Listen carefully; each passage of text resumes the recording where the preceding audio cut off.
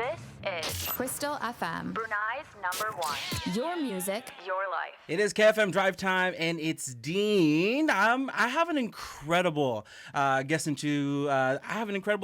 the studio today. So I have Hari Budha Magar joining us on this very special day. Go ahead and give yourself an introduction to those who are listening now. Hello, Dean. It's great to see you. Thank you for having me here in your studio.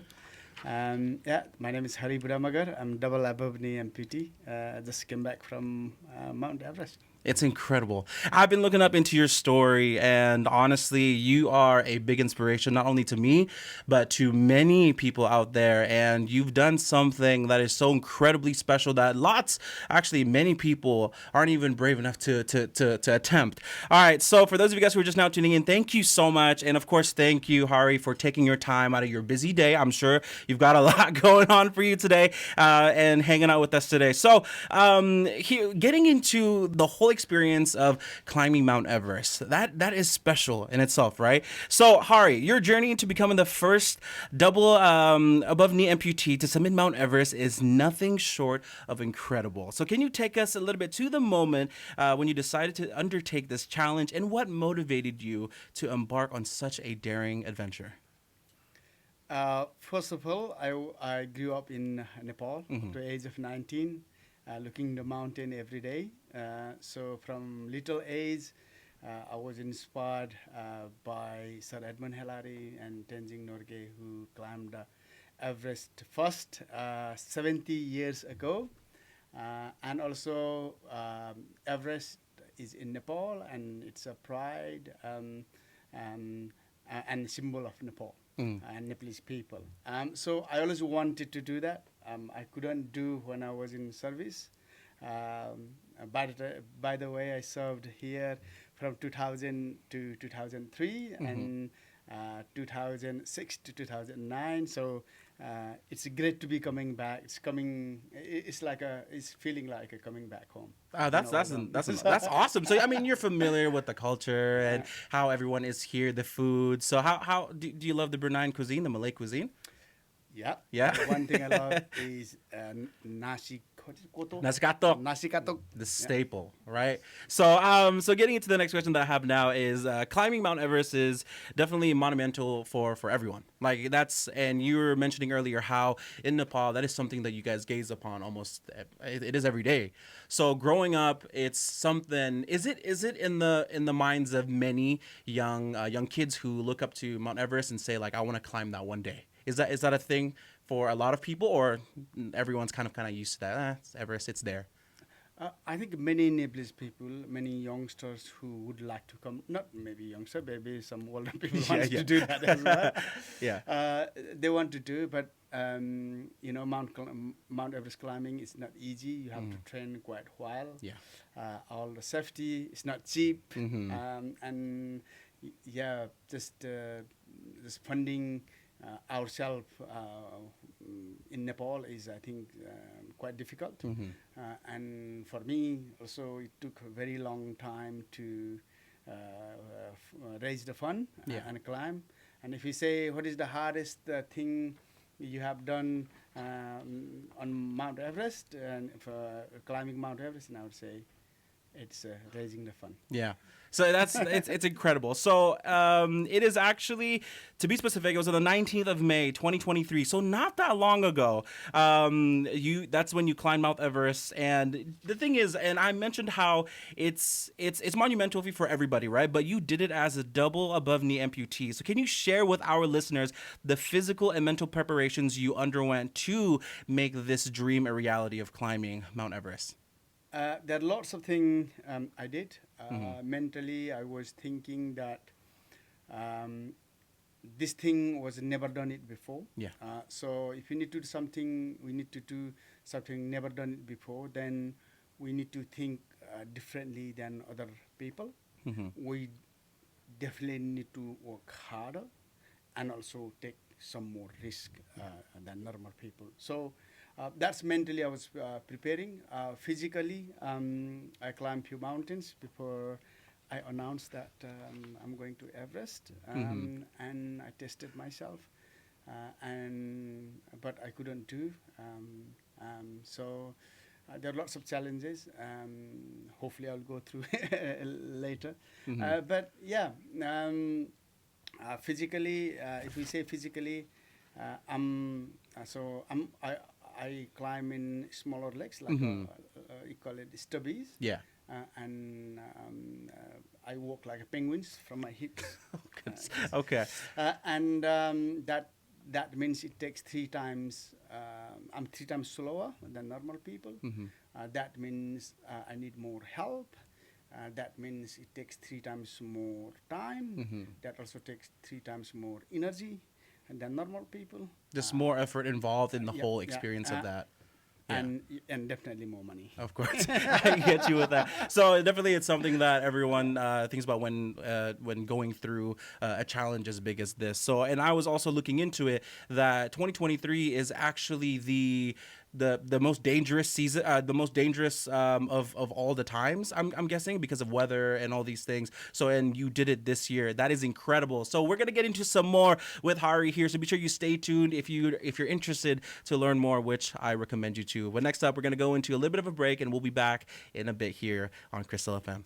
And we are back. Thank you, ladies and gentlemen, for tuning in to Crystal FM. And I have an incredible, again, if you're just now tuning in, you are in for a treat. We have somebody who's achieved something that honestly no one has ever done. And I think saying that with confidence is the part that I take pride in saying too. And I had nothing to do with this whole experience. So we have Hari Budha Magar in the studio with us today. Thank you again for taking the time and joining us. I have so many questions for you, but of course, summiting Everest is something that is seen as the ultimate achievement in mountaineering. Can you describe the mix of emotions you felt as you stood on top of the world, knowing the immense journey that it took to get there? When we get there, first thing I did was to give a high five to my Sherpas, guides, and I gave them a hug and cried like a baby. But I'm not sure they noticed it. I was wearing a big goggles, and later I found that my tear was frozen. I was trying to take my goggles and take some pictures, and I realized that, and the snow got into my goggles, and I couldn't wear it because it's frozen inside again. So I had to wear another smaller glasses and just scraping every here and there. Yeah. So that, and it was about, we submitted quite late. Normally people submit for sunrise. Okay.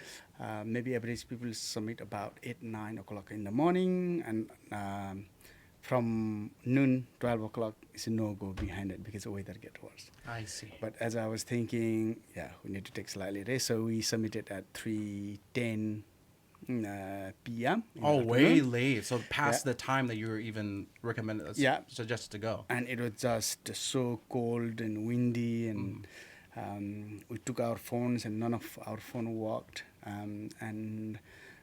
Luckily, we had 2 GoPros. One GoPro didn't even switch on, and one GoPro switched on, and we took few evident shots, and we had to go all the way back down. This is halfway done. Man, that's I can't even begin to try and imagine the scenery, the experience of you being in that situation. And obviously, oxygen is a big thing. And I did read up into how coming back down, you guys were running out of oxygen. Not even running out, you guys ran out of oxygen, and you had to have people come up and help you guys out. And that, so your journey honestly is a beacon of hope for many people facing adversity. What message do you hope to share with those who might be struggling with their own challenges, whether they are physical or mental? I think most important thing is our mind. When I was injured, lost my both legs, I wasn't aware about disability much, so I really struggled a couple of years. So I went Everest to make awareness of disability, not to making records and creating history. One point when I was doing skydiving, and then I was kind of half suicidal mode, and At that time, half of my body is gone. If another half goes, that's fine. But Yeah. half of your body, how powerful that is just amazing. So it's all about mindset. Mm-hmm. Mindset, happiness is simply, it's just state of mind. Mm-hmm. And we can be happy without legs. We can be happy without things that, we need. Yeah. As long as we have got basic necessities, we can be happy as long as we set our mind in right way. Mindset is powerful. Yeah, it's so powerful. So my principle is, if you can run, run. If you can't run, walk. If you can't walk, crawl. If you can't crawl, roll. If you can't even roll, Yeah. don't try to use your mind. That's awesome. Words to live by, and that's something that I'm gonna have on my refrigerator every day. I wake up, I'm about to open. I'm like, nah, Dean, that's not where you go. So, Hari, after achieving such a remarkable feat, what's next on your list of goals and adventures? So, do you have any other mountains that you're eyeing, or new challenges that you're planning to take on?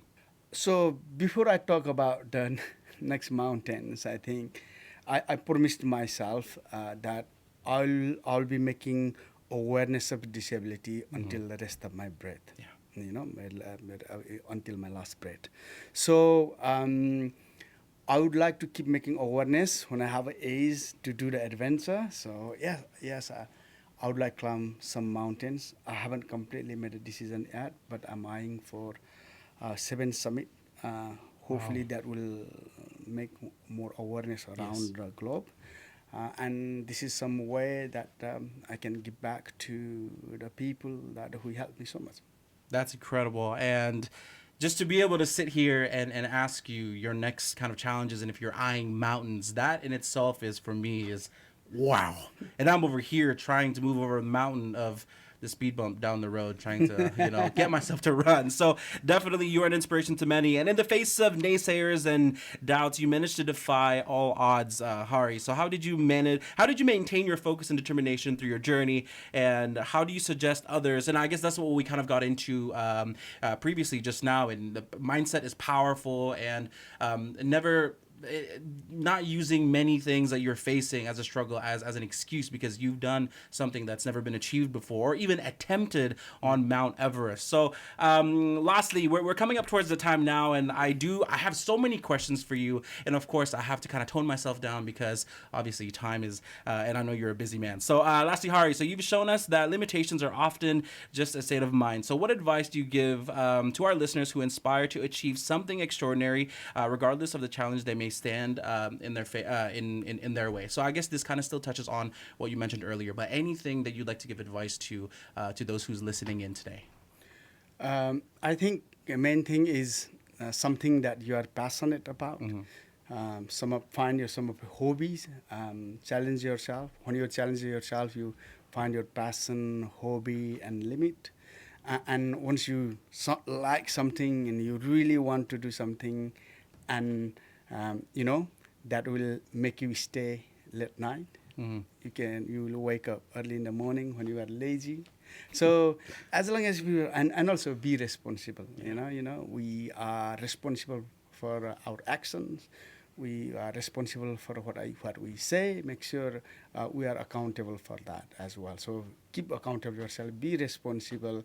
And after my injury, I was just after doing the skydiving, then my aim was to what can I do physically after losing both legs. So I tried many sports and adventure, and after that I found that nothing's impossible as long as we adapt our life. Yeah. I used to cycle differently. I do differently. I used to climb differently. I climb differently. I used to ski differently. I do it differently. I used to kayak differently. I do kayak differently.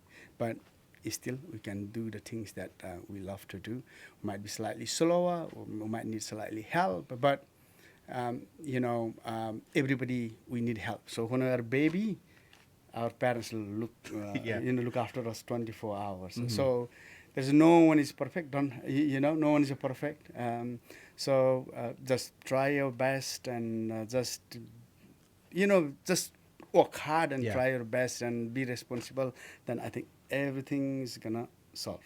Words to live by, Hari. Thank you so much. You are my newfound idol, and I do wish I inspire to you inspire me for sure. Learning your story, getting into what we've talked about today. There's still so many questions, which hopefully I get to ask you a little bit later. And for those of you guys who are tuning in, listening to Hari, again, thank you, and again, appreciate the time you've spent here with us. And for those of you guys listening now, it is our time to go. We do have the 2 p.m. news coming up shortly. Again, Hari, thank you very much. Thank you very much for having me here. Bye.